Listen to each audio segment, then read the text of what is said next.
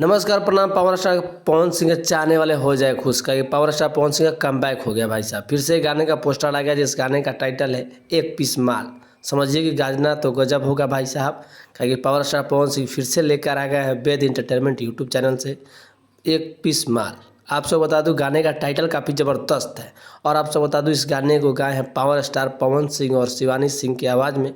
इस गाने को आप सबके बीच में रिलीज़ किया जाएगा TRP king power star Pawan Singh के द्वारा वेद इंटरटेनमेंट यूट्यूब चैनल पर इस गाने को रिलीज़ किया जाएगा बहुत जल्द आप सबके बीच में, यानी 18 तारीख को 6:30 पे। समझिए कि बाप रे कमबैक होने वाला है भाई साहब। तो समझिए तब भोजपुरी इंडस्ट्री एक तरफा हिलने वाला है। आप सब बता दूँ एक पीस माल को गाने को लिखे हैं आशुतोष तिवारी के द्वारा इस गाने को लिखा गया है। और म्यूजिक संगीत की बात किया जाए तो आप सबको भी पता है कि पवन सिंह का गाना और म्यूजिक डायरेक्टर प्रियांशु सिंह ना हो, ऐसा हो ही नहीं सकता है।